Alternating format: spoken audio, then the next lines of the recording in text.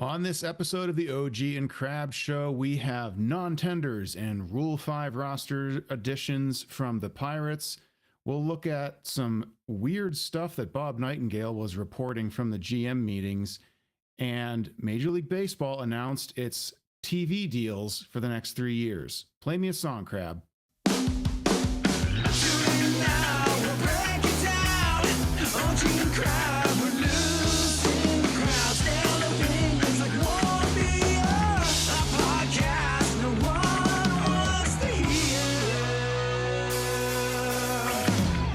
Welcome back to the OG and Crab Show. I'm OG, and sliding in next to me is my partner Crab. Howdy, Crab. Hi, I'm downstairs today. So look at that, a whole new world. Yeah, the kids are upstairs playing, and I didn't feel like setting all this crap up, so I just grabbed the microphone, and I'm holding it like old school. Man on the street. Except man on the street. Man in the front room. Man in the front room by the window.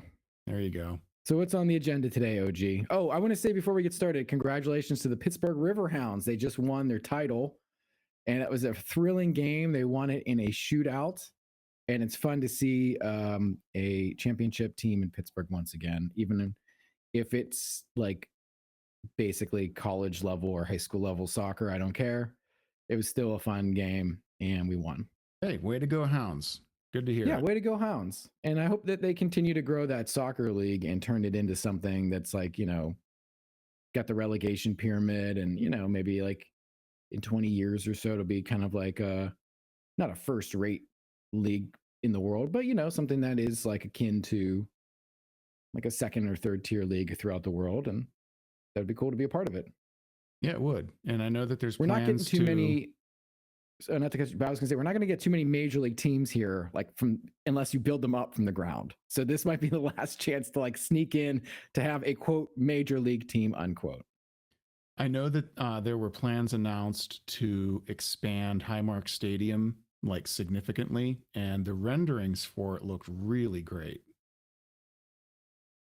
Yes, it's exciting. I saw a Bush concert there in 1995 because that used to be the Icy Light Amphitheater. Oh, is that Star Lake? No, Star Lake is different. That's out in the boonies. Okay. In Burgettstown. That's right. This was called Icy Light Amphitheater, and it was just like an outdoor amphitheater next to a railroad track. And the old school Yinzers will remember this. And many concerts were seen there. In 2010, I saw the Flaming Lips there.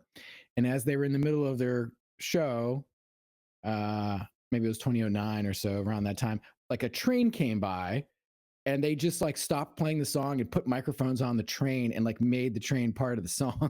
Whatever song they were playing, it did like a noise escape with the train. Wow. And then I forgot about the stadium, or I forgot about Icy Light Amphitheater for a while because I was like getting married and having kids, and then poof, Highmark, there's like a soccer team there.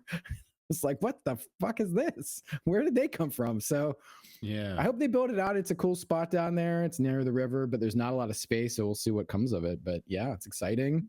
We might get it's going to be 3 grandstands. I mean, that's what it is now. It's 3 sets of stands, but it's only one level. They're going to go up a tier, but they're going to leave the river view open. So it's still, I mean, it's 2 train tracks away from the shore of the Monongahela, right? And then you've got the whole spread of the skyline. So it's similar in terms of the vista to what PNC Park has, just from the other side of the Golden Triangle, right? Yeah, pretty much. It's on the Mon, so, you know, a little bit less nice looking, but still riverfront property that, you know, people want to show off when they come to Pittsburgh for the drone shot and stuff. Close to Station Square-ish, right? Yeah. I mean, I wouldn't be surprised. My guess is that Station Square gets bought. It just got bought by a Boston developer. And if it wouldn't, it might, it's kind of like not doing so hot right now. It's not the destination that it was in the 90s or anything like that. Bring back Dawnsies. Dawnsies nightclub. It's like that stuff isn't there anymore. So it's kind of like, eh. And I wouldn't be surprised if that whole area down there becomes, if the Riverhounds can grow, part of that.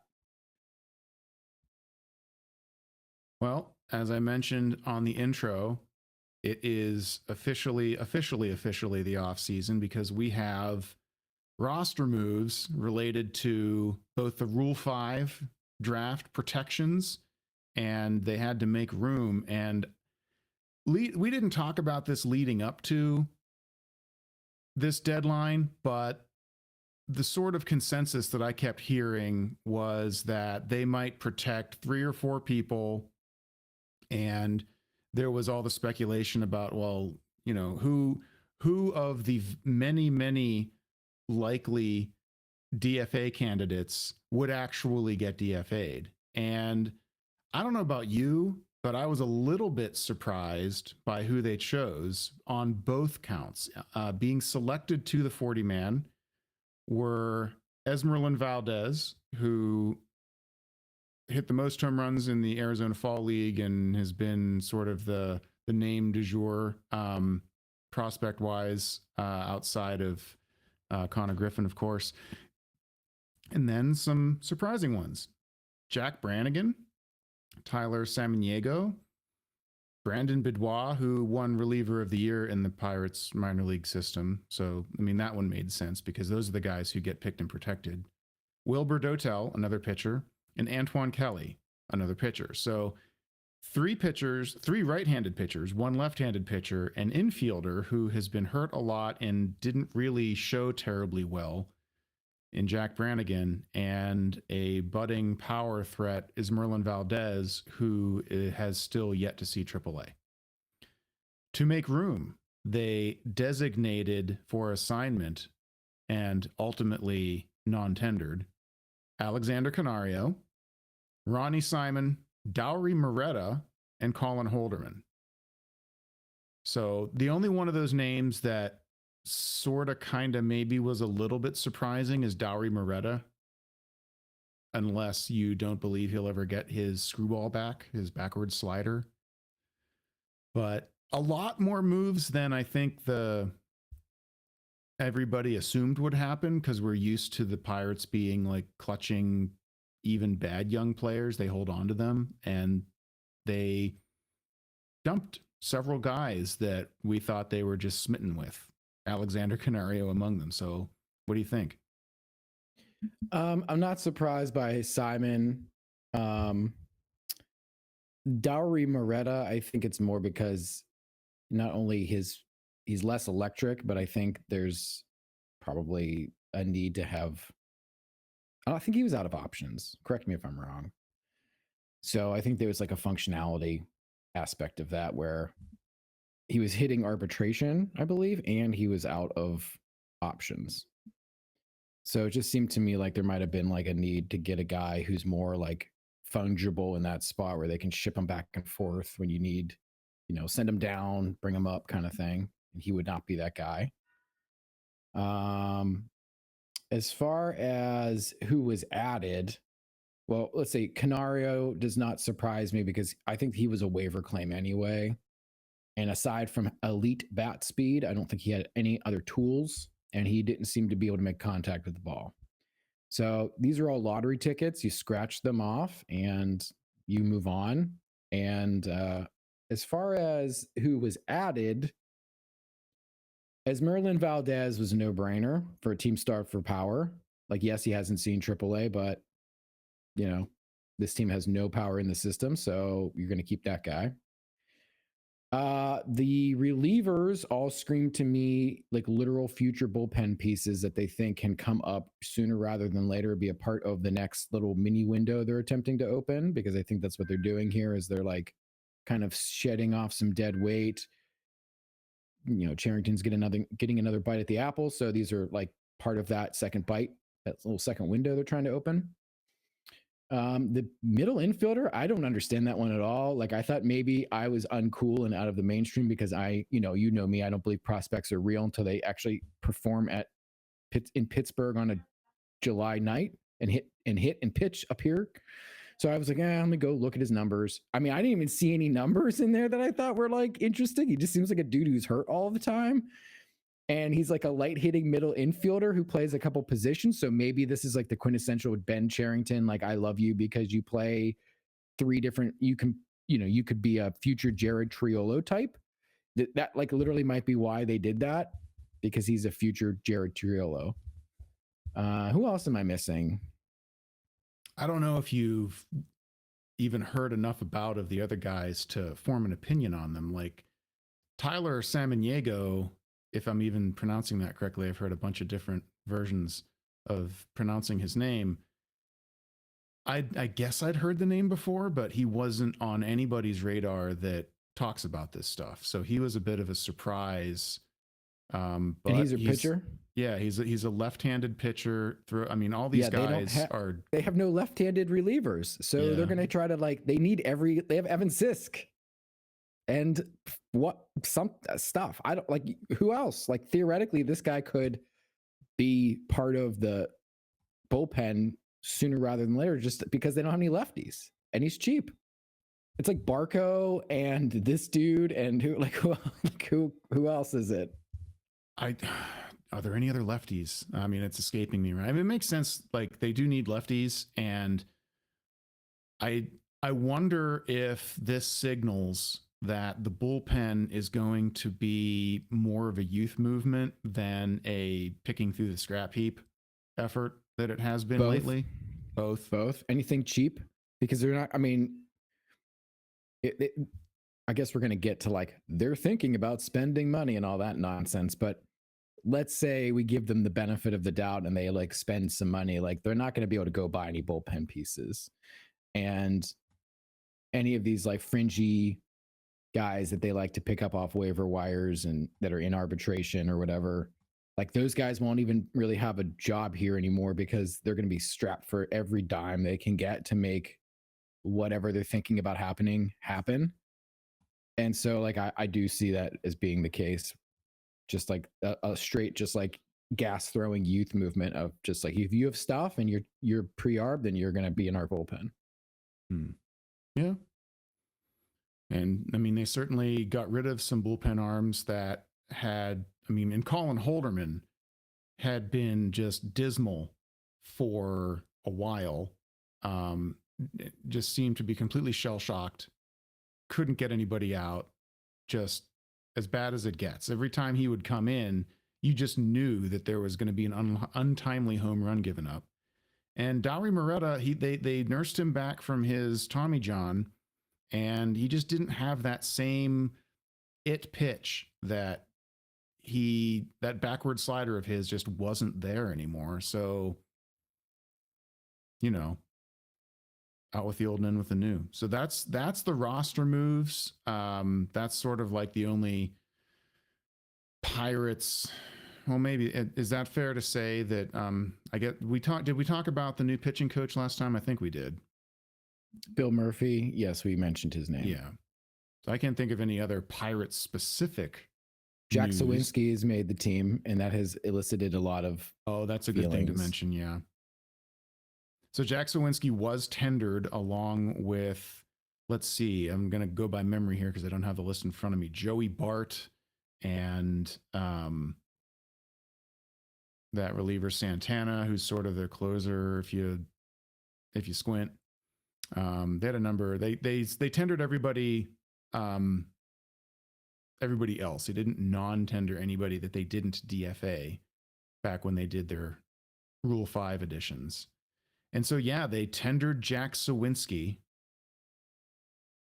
a $1.25 million. He not only did they tender him, they agreed to a contract avoiding arbitration. Also, Johan Ramirez for less than $1 million is back as a reliever. Yeah, O'Neill Cruz, Joey Bart, Justin Lawrence, Dennis Santana, and Johan Oviedo. There it is. So Johan Oviedo is a no-brainer. Mm-hmm. Santana is, you need people in your bullpen, as we've just discussed. Justin Lawrence, same as Santana. Bart is an interesting one. Like maybe you try to, I don't know what you do with Bart. I don't think he wants to move anywhere on the diamond. I think there's this like fantasy that people have of like, make him a first baseman. I don't think he wants to do that. Maybe you trade him. And then O'Neill Cruz is a no-brainer for obvious reasons. So Jack Sawinski. Everybody's very upset that they tendered Jack Sawinski a contract. There have also been a lot of parallels drawn to a situation that they had with Miguel Andujar a couple of years ago, where he was making enough money that they were able to DFA him and nobody picked him up because he was making more than the minimum. And that allowed them to get sort of a pseudo extra option out of him and outright him to the minors, hold on to him, and then they were able to call him back later. So the thinking is that since Jack Sawinski lacks the service time to keep his termination pay if he were to elect free agency, that they have bought themselves an additional option year of sorts with limitations where they can DFA him, assume that he'll pass through waivers, and he is depth depth in the outfield. And is that enough to make you less upset? He might be their starting left fielder. No, I mean, he might be their like starting left fielder if they don't get anybody. Like, you're saying depth, and you're acting as if he might not be here. Like, there's a legitimate possibility there's a starting outfit of Sawinski, Cruz, and Reynolds. And as of today, that's reality. What it is. That you're right. I am giving them credit for future moves that haven't and may not happen to fill that left field spot, and it's entirely possible that they just run it back again. Yeah, I mean, one of these episodes, yours truly declared that Sherrington is high on Sawinski and will chase that 2023 as long as he possibly can. And smart Moneyball moves aside, all the things you just said sound very smart, and that's what a good general manager should do. But our general manager also sucks, so I don't give him the benefit of the doubt because he's stupid. And he will chase this high as long as he can. And this is just proof positive of that. On one hand, if I'm being extremely like analytical, like there is no good reason why you shouldn't do this with Jack Sawinski because they do need power. If he hits like 20 home runs this year, I mean, they would be ecstatic for that. I mean, they can't afford like a 25 home run hitter on the open market. So who knows what you get for him out of him. I mean, and then to go back to your Miguel Andujar analogy, what if Jack Sawinski leaves and he goes to New York or Cincinnati or Philly with a short field and just crushes baseballs out of the stadium there, and we look like idiots again? And yes, that's not quite the exact analogy for Andujar, but there are people who are like, man, that Andujar guy is really good this year. We should trade for him. Didn't we have him? Yeah, we fucking had that guy. People were very upset that he was any good at all elsewhere. Right. So I don't see anything wrong with it, and I'm fine with it. And I'm fully bracing myself for the actual reality of Jack Sawinski on opening day 2026. Fair enough. There's a better than slim possibility that it does go that way. Unfortunately, with this team, this front office, we're too jaded to dare hope for better. A lot of winter left, but there's also not a lot of winter left, if that makes sense. In a strange way, like for me, like I remember, I think the McCutcheon signing was in December. I think the Liriano and Russell Martin stuff was in like around Christmassy time, December-ish time. You know, this is Thanksgiving, so yeah, some stuff is going to pick up after Thanksgiving for these guys. But I mean, thinking about and hoping for and having internal discussions of like, that's not real. And I will believe that is whatever they decide to do, whatever happens, I will believe it when it actually happens. Until then, nothing is going to happen and they don't get the benefit of the doubt. Very fair. Well, that's our Bucko news. I want to shift gears and make fun of Bob Nightengale of USA Today. Why are you making fun of Bob Nightengale? Well, here, I'll show you. Okay. So this was back during the GM meetings a little over a week ago. And so Bob's out there on the beat, and he's reporting on the things he's hearing out there in Vegas. And one of the things that jumps out of his opening diatribe in his what is otherwise a listicle is this little blurb. MLB has privately told owners that teams lost $1.8 billion last year, led by the New York Mets with about $350 million in losses. But of course, that's paper money. It doesn't reveal the financial growth in franchise value, record revenues, or that their owner is worth $21 billion. This is the stupid fuckingest thing I've ever read. I'm so mad. I can't even swear correctly.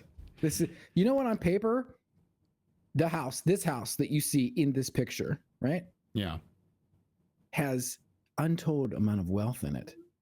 It could be $1 million house. It could be a $2 million house. You don't know. The franchise valuation of Crab Industries is still to be we don't even know what my potential is. Yes, I may be a craggy 44-year-old middle-aged man, father of two, but there's so much more franchise valuation in this Crab, right?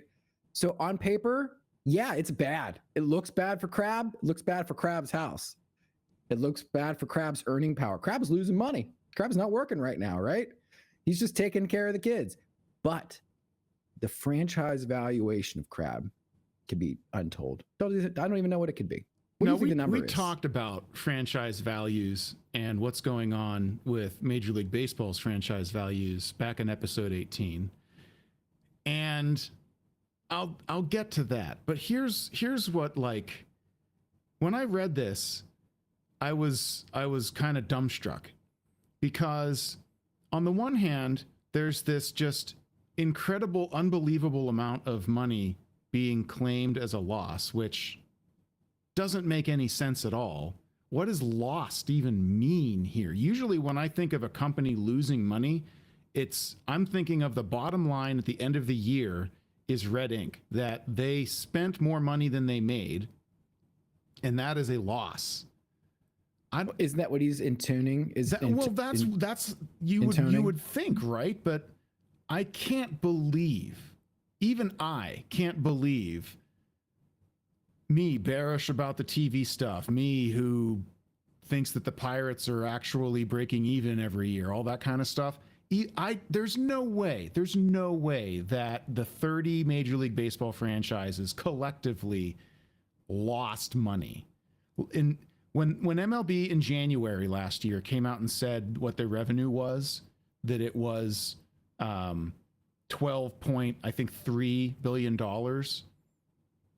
I could imagine them having a top line number that is 1.8 billion less because of all that TV stuff finally coming home to roost. I don't think that's going to be the case, but I don't know, like, when he's hearing lost $1.8 billion, what does that even mean? I don't think he bothered to try and unpack that. I think he just took it for what it was and just passed it right along. Now, around this, he's framing everything that's going on at these GM meetings as lies. So maybe he's presenting this as a ha ha ha, here's an obvious lie that I heard at the GM meetings. But it still doesn't make any sense. And then when he tries to dispel it with, it doesn't reveal the financial growth and franchise value, record revenues. Well, no, hold on, Bob. Hold on. A loss is after accounting for revenues. In any kind of reasonable business analysis, if you're claiming a loss, these are journalists, right? Yeah, he doesn't understand what he's talking about. He's a moron. Yes, he's a fucking idiot. You're preaching yes. to the choir, but to those out in TV land, this person is an idiot, and he has a job at USA Today. Give Crab this job at USA Today. I could write this crap. So you mentioned the franchise value, and you were clowning on him for that. Well, thinking back to episode 18, we have, remember this slide? Before we go here, remember this slide? I want to go back go back a slide. The thing that pisses me off the most about this USA Today headline is that every baseball writer, whether it's Jeff Passan down to a blogger in Pittsburgh who's just whatever, they always have to mention how much the owners are worth. Mm-hmm. how much like money Tim Cook has as the CEO of Apple does not equate to what Apple does as a corporation, a company, right? It does not. It does not. And when a company is about to go under, like they're like when Warren Buffett owns an asset and that asset is about to be unwound for whatever reason, he's not being like, well, let me just take all of my personal wealth and just like prop it up. Like, that's not real. And only in baseball do guys expect like, well, Steve Cohen's worth $21 billion. He should be just like spending $21 billion on the Mets. Clearly, what an idiot. Like, I'm not defending Steve Cohen. I'm not defending Bob Nutting. I'm not defending the Pohlads or whoever. Just pick a name. Yeah. They're all oligarchs who suck, and we should be eating the rich straight up.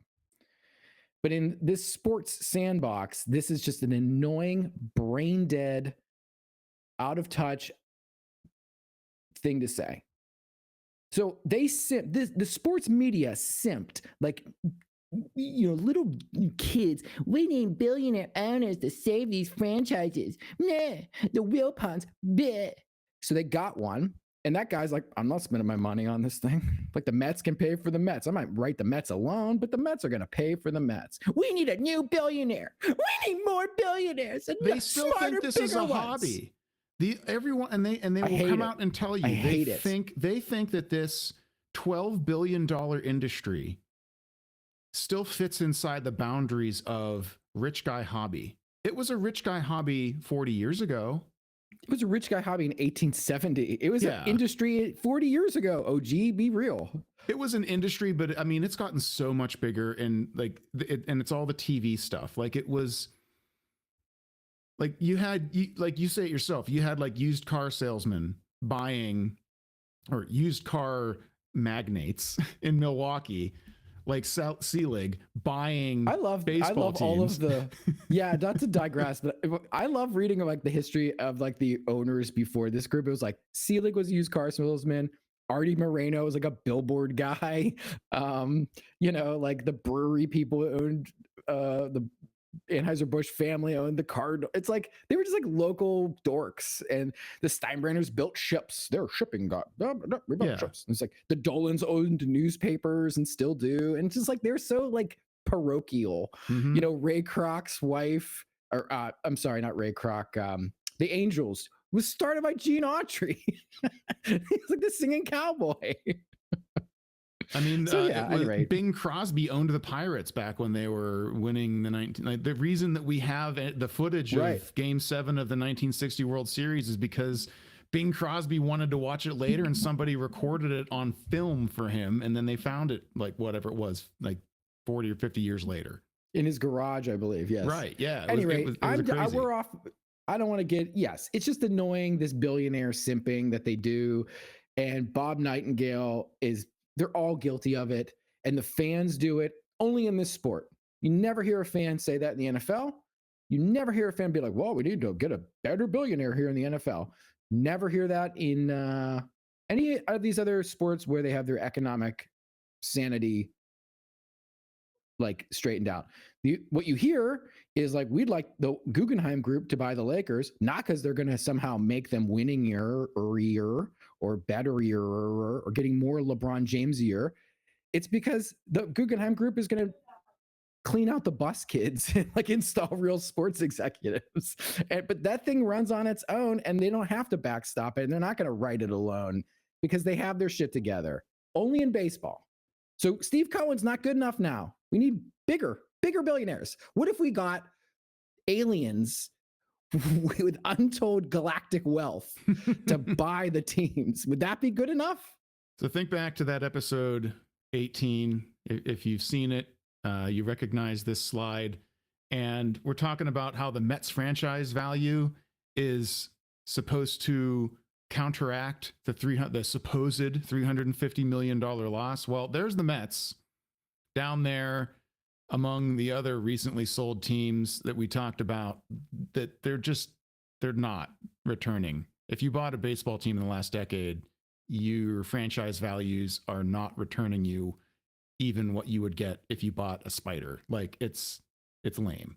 So did you add the Rays to that list? Because I think the Rays just did they did they their had thing completed their between- sale. So I don't have Where an did they updated end graphic up on that? They would have been, well, so they just, and so the Orioles and the Rays are not on this slide because this predated, I think this slide came out from Lev Akabas at Sportico, I think within the first year of the Orioles' new ownership. And so it doesn't have, there's not enough time passed since the acquisition to assess whether or not, like, there's no new valuations that have been estimated. So too soon to say, but the way that franchise values outside of LA and New York have basically only been keeping pace with inflation, it's probably safe to say that it'll be a while before the new owners of the Rays and even the new owner of the Orioles see much of a return. They're probably hoping for what we talked about with the media deals in the NBA being so astronomical that the NBA franchise values are all going up like by over 100% across the board. Yeah, Meanwhile, baseball's Google dicking what around down there at the rate of inflation. Google what the Celtics sold for. Google what the Lakers just sold for. It's ridiculous. Just Google it and you're going to be like, what the hell? Baseball used to be king shit. Now it ain't nothing. Further down in that same article, Bob claims that the Phillies lost about 85 million last year, even after drawing 3.35 million fans, thanks to a 56 million luxury tax hit. I guess we're supposed to feel sorry for them for going over the luxury tax and having to pay a little extra on their payroll. Is that what we're supposed to draw from this, Bob? Is this supposed to make fans like, what is this pre-propaganda to get fans to be like, the poor team, like the teams, oh, they're losing, we can't have them sharing money, my Phillies, my Dodgers, my Mets need to be hoarding all of the assets so we can have just like a super league with the top 6 and everybody else be Burnley?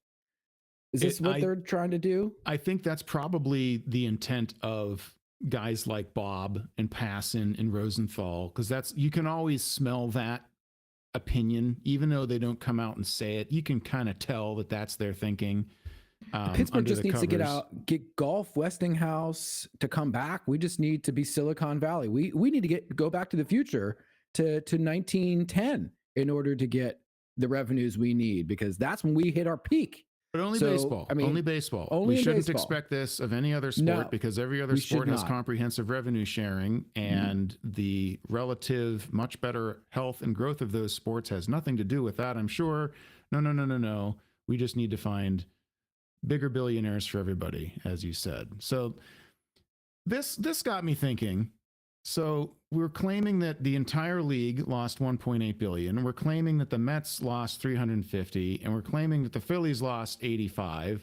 So that must mean that if we look at it as a pie chart, that every other team on average lost like $50 million. The other 27 or the other 28 clubs must have lost $50 million if the Phillies and the Mets lost what he said. Like, that's right. See, this is why it's ridiculous. It did not happen. Why are we talking about this? This is so dumb. I wish we took I want to take this podcast seriously, rebrand, work really hard so we can lure on one of these numbskulls and pretend we're the real deal, and then literally do a gotcha question and say, are you an idiot, sir? Are you brain dead? Because this doesn't make any sense. I mean, no. I'm not the smartest crab in the world, right? I'm above average, an average crab. So maybe I'm missing something. That's me. That's my face. So here's Doc reacting to it. What? Maybe I'm missing something. But how much in this pie chart did the Buccos lose? So it made me think back to something I remembered from earlier in the year. So if you think back in the spring, and this goes back to one of our very earliest episodes where we talked about that DK Pittsburgh Sports report about how the Pirates were losing money, which was broadly disputed because, of course, that's impossible. No, like baseball teams never lose money. Back in May, in one of his addenda to an article about Pete Alonso, Bob dropped in there, the Pittsburgh Pirates, according to information received by the Players Union and confirmed by several owners, are one of the most profitable teams in all of baseball, stashing a huge chunk of their revenue sharing monies instead of investing in their team year after year. Well, that we must have taken all of that. So, in other words, are we a black hole where we are sucking out the entire generational wealth from the other 29 teams and So just we're gonna have storing to it in Mount Washington under a bridge somewhere? This is surely coming out in May. It was Go back a slide, OG, and let's pick this one apart, because the real kicker of this little headline is that they are stashing a chunk of their revenue sharing monies instead of investing in their team year after year. Mm-hmm. Stashing a chunk where? Because investing in their team I want you to focus on the words investing in their team. What does that mean? Well, what it usually means when baseball writers say investing in the team, it means hiring expensive players, more expensive players than what they have. Player payroll. Yep. So let's take the word stashing a huge chunk of the revenue sharing monies instead of investing in player payroll. So where would that money go? It has to go somewhere in the base. Making a ski lift. Yeah, he bought Wiggle Whiskey with that. Where does it go if it's not going to expensive players? Does he dump it into the Monongahela River? Does he take it back to bobnutting.com? Wherever did he give it to his daughter? Where is it? It's in the team. It's in the team. It's in the team in other places. And why would it be in the team in other places? Why would he have to use his revenue sharing money to buy stuff in and around the facilities and do all this other stuff? Why could $200 million to exist as a baseball team, as we have already covered in a previous episode? Well, then how come, again, it comes back to the fact, and I harp on this, because the city of Pittsburgh's population peaked at 600,000 in 1950. We had the third largest amount of corporate headquarters in the country, and we had revenue. There were revenue streams. There were people. The reason he has to do this is because we are not able to support a team in the current economic environment without heavy baseball welfare. We are a welfare team. We are accepting welfare. And so he has to spend it on all this other shit to keep the lights on, in addition to players. And it's irritating, Bob Nightengale, that you would be so arrogant. So this had to have been in response to... Thank you for letting me yell. This report from DK Pittsburgh Sports that was, again, broadly disputed, mainly because of the way that they accounted for the expense side of their investigation. Why are we going back to this? Why are we doing this one Just again? so that I can make a funnier graph, because now you got the Pirates. Look at this graph. You can't even, it's one pixel. You can't really see the wedge there, but you got the Pirates. They're the most profitable because they only lost $2 million. They're there at... They're just like, they're that little yellow line. You can't even see it. And now all of the other 27 clubs, instead of 28, now they lost over $50 million each. Does that dog hunt? It does not. No.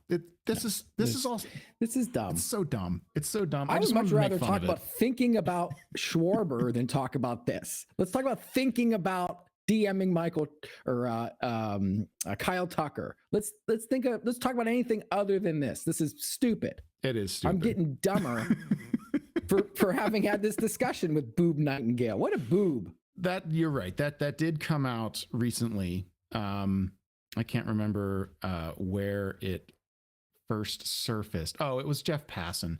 So It certainly seems so. Jeff Passan had an article that was actually somehow headlined by the Pirates and their supposed intent to spend more money, and they even attached a dollar figure to it of $30 to $40 million, which coincidentally is how much they cleared off of the books last year, but let's not talk about that.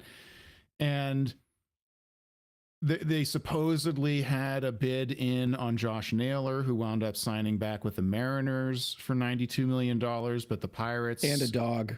And a dog. The clubhouse dog is really the reason he stayed. The dog. Not the money. It was the clubhouse dog. Killer cute. I mean, that dog was like warmed my heart. I saw that dog. I thought Passan reported that the Pirates made an offer that exceeded the highest, more than double the highest free agent signing they had ever made, which, as we know, is 3 years, $39 million for Francisco Liriano a decade ago. So that must mean that the Pirates offered a multi-year deal in excess of $80 million. We don't know how many years would have been there, but you got to think it's 4 and not 5. So anyway, they didn't win that bid for that free agent, but boy, were they sure intent to let the right reporter know that they were in. And we're also in on Kyle Schwarber. We're definitely going to try and get him, right? Kyle Schwarber. Definitely thinking about dating Sydney Sweeney. We are certainly thinking about that. I am thinking about it right now. And I'm going to tell the entire podcast audience that I'm strongly thinking about being in on Sydney Sweeney. And you have the means, right? You can definitely, I do. You have the means. I do have the means, actually. There's a lot of franchise valuation here, if you get my gist. So, Miss Sweeney, watch out. Yes, the Pirates PR machine is clearly butthurt because they had a bad PR year and they are working in overdrive. Mm-hmm. And if they, order a pizza down there and a guy named Kyle happens to deliver it, well, we had a discussion with Kyle last night. And they gave Kyle money because Jeff they paid him for the pizza. Right. They're going to report that. Everything's on the table. Pirates give Kyle money. I can see it. Yeah. Does Kyle Schwarber have a brother that they might accidentally DM in the middle of the night and say, "You up?" Because if that happens, they're going to report that too. On one hand, OG, I don't. Let's talk about the payroll thing here. I don't care how we get players. If they clear out bad players off their books and sign a good player with that saved money, like, I'm not mad about this. And yes, it's obnoxious to have this salary cap that other teams don't seem to have, but we already know why we have a salary cap, because our metro area is losing people and industry and can't afford a team. So this is what you have to do to make sure you don't Kevin McClatchy yourself. And I'm not mad about it. What I'm more annoyed about is the PR nonsense, because I don't need to know this. Just sign the fucking guy or don't. And I don't need to know how close you are. I don't need to know that you were thinking about dating Sydney Sweeney. I don't need to know that. And what I also don't trust is Cherington to spend this money wisely. My bigger question is he was bad with his money in Boston, and he used it frivolously. And there's not a great track record there outside of the Moneyball 2013 team that he just like threw $5 million at 3 guys and hit on all those lottery tickets. So I'm like more skeptical of like, I think Cherington's going to fuck this up. And that's where I land on it. Like, I'm not mad that their payroll is not going to go up. I'm fine with it. You know, if they could have an entire team of 5-win players that were all getting paid 0 to 3 ARB, and they were like on paper, you know, had a floor of like 80 something wins, then this is the time you try to make that push. That's what we've been asking for, right? The other thing I didn't occur to me that I just thought of is that this isn't a great team to be building on anyway. It's a 90 loss team. So, you know, I don't think Yeah, but I'm not sure like one of these bats is going to be enough to put them over the hump. They need 10. They need to manifest at least 10 wins in the opposite direction. They Through need the internal bats, but they improvements. also need Brian Reynolds to not be a like less than 1 win player. They need O'Neal Cruz to not hit less than 20 home runs. Like there's all the things that were below expectations also need to do a 180 and exceed expectations. Henry Davis can't be a 40 WRC plus. He needs to be closer to league average. And that is a huge jump. Like everything that we're asking for is a massive jump in the opposite direction. Oh, and also you need to fill left field. You need to get a third baseman at least. Yeah, I mean on one hand they have max cap space. I'm already practicing. They have max cap space this year, and we could get a lot of mid-level players with the max cap space and fill out this roster. And I'm hoping that they go in that direction and lean into whatever else is out there and try to use it a little bit more wisely. You know, would Kyle Schwarber be a lot of fun as he has elite bat speed and he strikes out a lot and he walks quite a bit and he hits a lot of home runs. He does those things really well. Would it be fun to watch him blast homers into the Allegheny? Yes. Mm-hmm. Even I would enjoy that. Do I think that we would make the playoffs with Kyle Schwarber? I do not. Not in the slightest. I think we would be like a 76 win team. Really? Oh, come on. They'd be at least a 79 win team. Okay, whatever. Sure. Great. We would get back to regular Charrington crappiness instead of this like really bad Charrington crappiness that we're at now.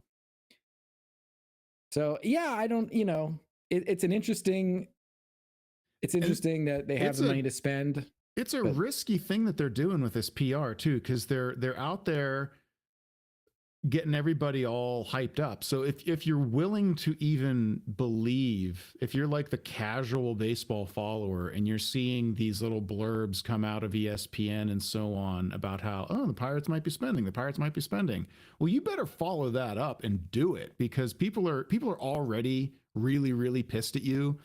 They're going to be even more pissed if you rope-a-dope them on something like this. Like, come on. Like, you're just setting yourself up to look even worse. Agreed. Totally agree. One other bit of news that came out since our last show is that Major League Baseball announced their new national TV packages with NBC and Netflix and, of all people, ESPN. So a bit of background on this. ESPN, who has been carrying Sunday Night Baseball since 1990 and has had the wild card round of the playoffs for the last, I want to say 7 or 8 years, maybe longer on the wild card playoffs, but the current deal was about 7 years old. They had an opt-out here in 2025, which they exercised. And there was a bit of a war of words between Manfred and ESPN at the time of that exit, and it looked an awful lot like ESPN was getting out of the baseball business. And then, they went quiet and they went into the negotiating room and they came out with a deal that isn't for Sunday Night Baseball, but is equal to the value of what ESPN had been paying for their earlier package of Sunday Night Baseball and the wild card and the home run derby. So since ESPN opted out, baseball was able to turn around and take these properties and pitch them to new bidders. And they did. So Netflix came in and followed their routine of getting event sports. So Netflix likes to do a big boxing match with Mike Tyson against a YouTuber, or a Christmas Day NFL games, right? So that they do these big tentpole events. So they got the home run derby, and they also created a new thing called opening night. So now, similar to what the NFL does, where they start the season on Thursday night with a big time matchup to kick off the season. Baseball is going to do this too. Now, instead of opening day, you're going to have opening night, where there's one game on Netflix the night before everybody else starts their season. And it's going to be the Phillies and I forget who, I think. I don't have that in front of me. That's Netflix. And then NBC bought Sunday Night Baseball and the wild card round of the playoffs. What ESPN bought was MLB.TV, like the whole thing. So Major League Baseball. So before you continue, did those 3 sales like equaled what they were getting baseball? On net, this is more money, a little bit more money. However, a little bit more money. However, there's a catch. Got it. So you're basically selling your furniture to make your rent. That's it. So the difference is you would have had to be counting baseball's in-house revenue for MLB TV along with the value of the ESPN deal prior. We don't get announcements of what they were making on MLB TV. I have yet to find any reporting on what baseball made on the MLB TV service as they were running it. Estimates have it somewhere in the neighborhood of 180 to maybe as high as 200 million. I don't know. Those are guesses, but that is less. Those estimates are less than what they're getting from NBC and from Netflix, who are new partners. So they're getting a little bit more money than they were last year, but they're also not running MLB TV anymore. ESPN also gets the local rights to the 6 clubs that Major League Baseball had taken over broadcasting for when their RSNs collapsed. So that is the Mariners, the Diamondbacks, the Guardians, the Twins. Who am I forgetting? Padres, and I think there's one more. Doesn't matter. They're the Rockies.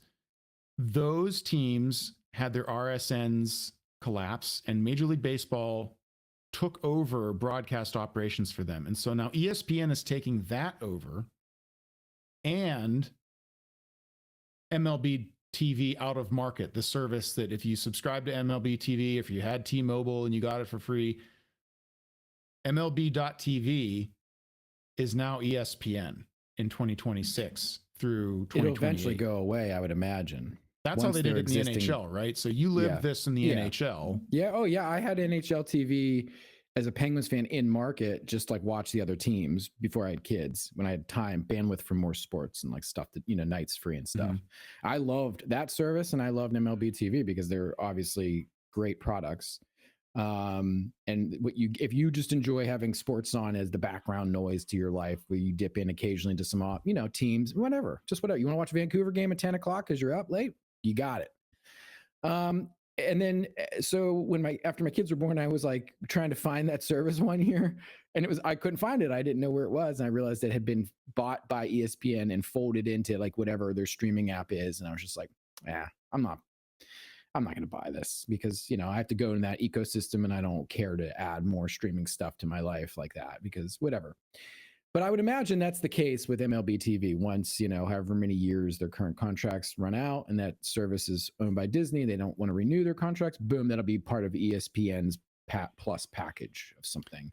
Yeah, and these deals are 3 years. These are stopgaps. Like everything else, it is all still co-terminating after the 2028 season. That's when the TBS national deal expires, the Fox national deal expires, everything, all of the teams that decided to stick around on the FanDuel, formerly Bally's, now FanDuel networks, all of their stopgap deals expire in 2028. So 2028 is still the nexus of TV renewals that we're going to find out whether or not baseball is or isn't a peer to the NBA, or if it is a distant third place, because that is going to be when that is determined. And to go back to the MLB TV stuff, I think I'm going to be sad if it leaves the zeitgeist, because I think it probably will, because it was a killer deal. But you know, for a consumer, you know, eventually you'll have college, most like all these college football conferences, the NHL, MLB, like pretty much all behind an ESPN paywall now. So it strikes me as something that they're going to try to just become like the one-stop shop, like they kind of were on cable outside of that bundle where you can just buy it for $30 a month and then cancel it. And, you know, it's recreating that that one cable channel we all watched growing up anyway, with probably with infinite more content to it. So yeah, it's going to be a mixed bag, but we'll see what happens. You know, I loved MLB TV, but you know, c'est la vie. Yeah, I've heard people assigning a lot more importance to this than I think it deserves. It's going to be like, I mean, it's short-sighted on baseballs. I think it's short-sighted for baseball to lose their own control of this stuff in a sense, but like, you know, they're stupid and they're short-sighted, and as every corporation has to be when you're looking at like Q1, Q2, and Q3, you got to make the line go up. Yeah, like the alternative would have been headlines declaring that baseball could only sell what ESPN used to pay $550 million a year for. Well, they could only sell that to NBC and Netflix for less than half that much. That's bad. What they get to do that is bad, and that's kind of what they did. That is what they did. That is what they did. The technology company that they sold, which was a startup company that they built and that was running. Disney owned huge parts of that technology to run video on demand services, streaming services all over the internet anyway. So it was essentially a startup company embedded inside of Major League Baseball that grew from 2000 something onward to now and got sold, as some tech companies do. To go back very quickly, the one thing about this announcement that I was really excited for is that baseball will be back on NBC. As a kid of the 80s who watched baseball on NBC as a very young child, all the way into the year like 2000, I think 2001 or 2 is like the last year. Like, yeah, I want to say the Yankees Diamondbacks World Series was on NBC, and you know, Marlins and Indians was on. Bob Costas called, like Vin Scully used to call like Sunday night, the Sunday afternoon baseball game, which growing up you only had. That was like the only game to watch, really. That's right, kids. ABC, there was a time when every game wasn't on TV. And we're young, and we didn't even really live in that era. We just lived at the very tail end of it to some degree. But I loved NBC sports coverage. When the NBA came back to NBC, man, they kill it because ESPN sucks, straight up. I don't think anybody from age 60 on down to age 20 thinks that ESPN has a good product, period. It's been decades unless you work for ESPN. I mean, the people that are like older think ESPN sucks. The people that are young think ESPN sucks. Nobody likes ESPN. They half-assed it on their baseball programming. They half-assed it on their NBA program. Their NBA program was like Real Housewives for men half the time. Literally, it was just screaming about soap opera shit. NBA on NBC fucking rules. They treat it like it should be treated. They talk about the game. They have the top tier announcers come on. They brought Round Ball Rock. John Tesh, baby. Rules. John Tesh wrote a song that rules. Hell yeah. That song rules. So I'm excited for them to come back, like, because they do a great job with Sunday Night Football. They do. They do a really good job. I think they're gonna have such a better vibe around their telecast. And they're going to own Sunday night sports year round. They're going to have Sunday night NBA. They're going to have Sunday night baseball in the summer. And then they got Sunday night football through football season. Yeah. I mean, it's definitely a brand now that, you know, I hope and I'm an NBC fan. Growing up, we always watched NBC in our house. And it's over the air. That's what's great. So, like, this is baseball getting their weekly premiere, like the big linchpin game of the week is back on the rabbit ears. I love that because that's why the NFL is so pervasive. I think one of the reasons is because it's on network TV. Everybody can get it. It's not on some special like distant tier unless it's like Thursday night on Amazon or something. But like the core even that NFL draws huge numbers. Yeah, the core NFL programming is over the air. No, I'm with you. I love it. Like I said, I grew up watching a lot of NBC shows, and so it just has a good like feeling. Like I'm like, oh, this is where it should have never been not here. It should always been here. And and recently, in the last, I mean, as a Pirates fan, we know we're never on Sunday Night Baseball for obvious reasons. So Sunday Night Baseball is usually like Yankees, Red Sox, you know, Cubs, and Cardinals, yeah, Dodgers, Phillies, and Padres, Phillies, Mets, and stuff like that. Yeah. So I don't watch it very much. As a baseball fan, I do watch it occasionally. And in the last couple years, I've just been like traumatized by how fucking bad their announcing crew is. They're just terrible. They're and not awful. only that, they spend half the game minimizing the baseball into the corner of the screen so that they can do their soap opera noise, or so that they can interview somebody in the dugout while the game is going on. It's obnoxious. Right. Or like interview a player on the field, ask him about his wife and like how what she means to him as he's like literally playing shortstop. Like, I get that baseball is a game where you're standing around waiting for stuff to happen, but like, they don't want that. I don't want that. I like that in the All-Star game. I like that in an exhibition when everybody's loose, but I don't want that in a real game. Give me ump cam. You know what I want? Ump cam. Give me ump cam. Give me, you know, the pitch camera underneath the batters, like looking up at the batters like dick, kind of like at the bottom of the strike zone. Give me that kind of stuff. Give me some interesting stuff. Stop giving me like Francisco Lindor, what's your wife mean out there? You know, and she's like, they're interviewing the wife, and she's like on the split, like 2 split screens of him and Lind. You know, I'm like, what the fuck is this noise? And then, you know, their announcing crew is like Carl Ravitch, who God love Carl Ravitch, but like, I think it's time that it's just time for new blood. And so I'm really excited for NBC. Yeah, it is a good thing. Yeah, I think that this is not the watershed moment that I've seen a few people try to paint it as, but the silver lining is we're getting over the air baseball back on Sunday nights, and that's going to be cool. Well, what's the watershed that people are saying? Like, what do people say? I've heard a couple of things. Like you'll have folks like David Sampson puffing up his chest about how he was right about how they'd make more money after all. It's like, well, did they really? I mean, they're kind of even on the money. Maybe they made slightly more than again, like we just don't know what MLB TV was making.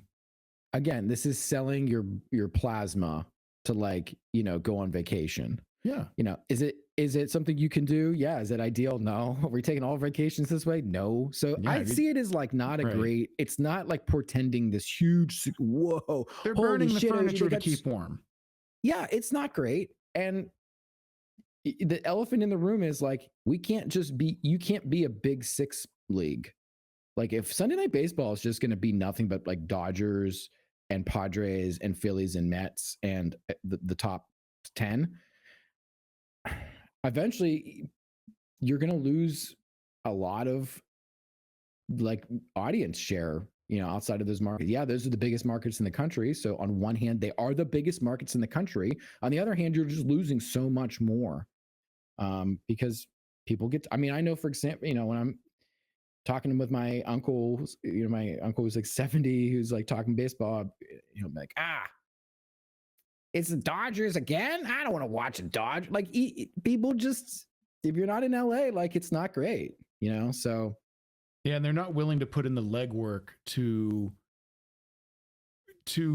get everybody on board with the idea that the Kansas City Royals are interesting, or that I don't know, what's another like kind of like lower mid market, like the Minnesota Reds, Twins are the interesting. Guardians, the Reds, something like that. Sure, like, you know, yeah.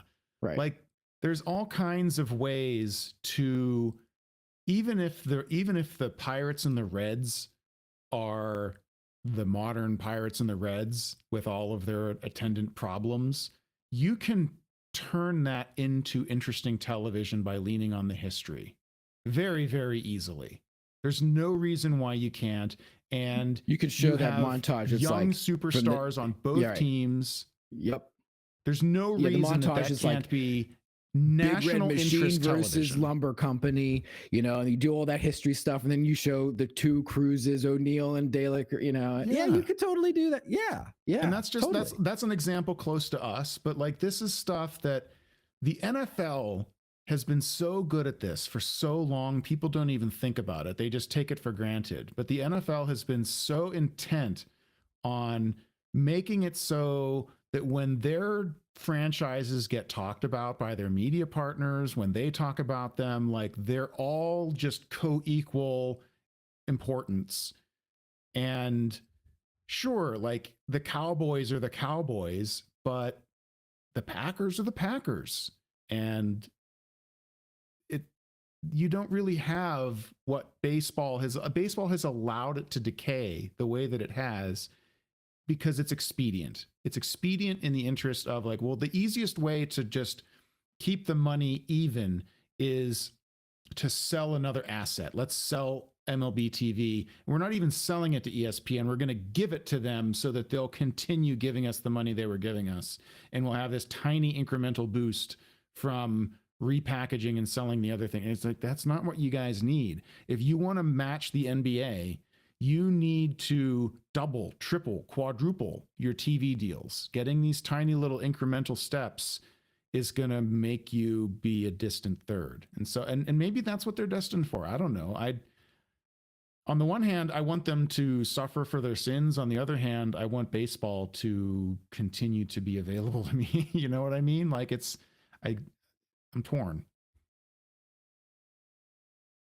I want baseball to suffer for its sins, and I want them to have to deal with the reality in the room and have the sobering effects for both the players and the owners that they themselves have made this hopeless malaise of crap for everybody who's not in LA or Boston to watch and to have to, like, you know, to suffer through for this summer.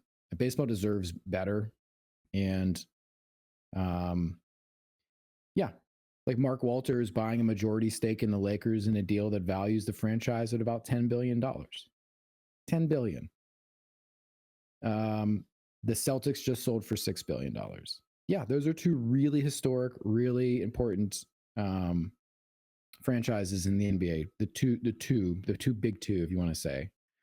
Are they all going to be that much? No. So I'm not going to compare the Lakers to the Rays, obviously, but you could probably compare the Lakers and the Mets, right? Oh yeah, I mean, easily. And so it's not the same right now. And it's not about selling NBA League Pass. It's not, because they have an MLB or an NBA type TV thing. They have a network like MLB Network, like NFL. They have all this. What's the difference? What could possibly be the difference? I don't know. I'm confused. Could it be? What could it be? And until baseball reckons with that and looks at that on both sides, like they're going to be stuck in this kind of like, what can we sell? What furniture can we sell so we have a roof over our head? Yeah, we might not have any furniture in the house, but I at least have a house. There's not going to be much left to sell off and pawn. Like they basically pawned MLB TV to keep getting the revenue they were getting from ESPN. But when 2028 rolls around and they've got all of these additional rights to bundle up and sell, I don't know, man. I've been bearish on it the whole time. I remain that way. These media deals were woeful. If you like, again, we talked about this last episode. We're not going to rehash it because I think we should wrap it up here. But yeah, this is not that. Whoa, wow, look what they got, man. Maybe they're probably gonna. It's not going to be so acrimonious in the labor side of things after all, because look at that, they're sitting pretty. And to that point, that was the other angle that I had heard. It's not happening here. Yeah. The other thing that I had heard from, I think this was Gary Morgan on his show, Locked On Pirates. He framed it as like this was sort of like the groundwork being laid for a completely modernized Major League Baseball revenue sharing. Like that the fact that they just picked up what MLB was doing for itself and handed it to ESPN was somehow indicative of a future revenue sharing revolution. And I'm sorry, I don't see that. What I see is Major League Baseball just divesting itself. It doesn't. I think that's no offense I think to Gary Morgan. I'm sure. Well, I think he wants to see something like that. he wants to believe that this is momentum in a direction like we're talking about, where baseball is getting itself to a point where it is a national game the way that these other leagues are, and getting away from the regionalization that they allow by the way that they run things. And, you know, I just don't see what he's seeing. So, like, I do hope it goes that way. I do want the revenue sharing to sort of lead the charge on making it so that things are more even around the league in terms of the revenue that the teams get, and in turn the spending that they can produce, because that's what it is. And I don't think this is it, though. We're not going to see all this does is take baseball out of the media production business and let somebody who does it at scale do it probably cheaper. Right.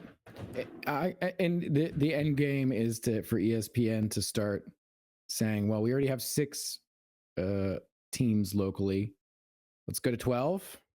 And the next time, so on and so forth. So they clearly want to be in the game of owning all the local rights, or a large portion of the local rights. You could very really see the Pirates among the teams, because they have, you know, their deal with Fenway Sports Group and Sportsnet Pittsburgh is short term as well. You could in 2029 or 2030, you could need to pay ESPN to watch the Pirates locally. It's possible. Although I still am a firm believer that ESPN will stand up a linear type channel that'll be something branded ESPN. It won't be on ESPN. Like, you know, Correct. Channel 29 is ESPN on They'll your continue cable, to be whatever. on regular cable. It'll be on, like, you know, Sportsnet Pitt, but it'll be like ESPN plus Pittsburgh. Yep. Or, you know, they'll brand it as something. That's right. And you'll go to that channel. It'll be separate from ESPN, because ESPN will be showing an ACC football game in September. You'll be on ESPN plus Pittsburgh. And you know what? ESPN It'll be Pitt. Bundled in with all of the other ESPN channels. So right. When you go, if you want to buy ESPN plus Pittsburgh, you're going to have to get the ESPN plus the ACC, which gets you Pitt. You like all of those other ESPNs are going to get, like, you're going to have a mini bundle on cable that's going to be its own tier that, like, look for, that's going to happen too. And it'll be $750 a month in order, so that way you're I'm serious. I know. I mean, that's the word. They have to charge this money in order to go buy Kyle Schwarber and pay these players the salaries. The salary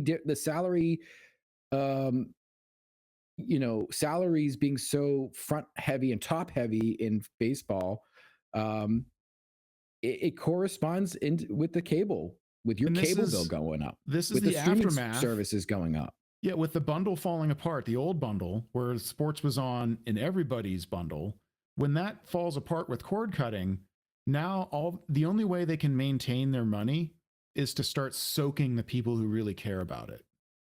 So that means the price. So once they get you in that ecosystem, once you're paying $6.99 a month for Peacock, then it's $9.99 a month, then it's $13.99 a month, then it's $29.99 a month, and you're watching one game on Peacock, 2 games a month on, you know, whatever, you know, because you're not going to watch every game on Peacock, so on and so forth. I mean, that's also untenable, but we're not there yet. We're in the infancy of that. Yeah. Eventually, you're going to hit mass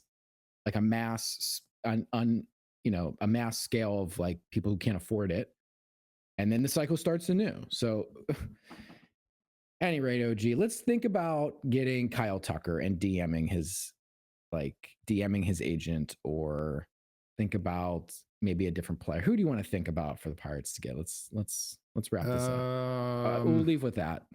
Who would I love for the Pirates to sign? No, we're going to think about. We're not going to sign them. Who are they thinking they about? should think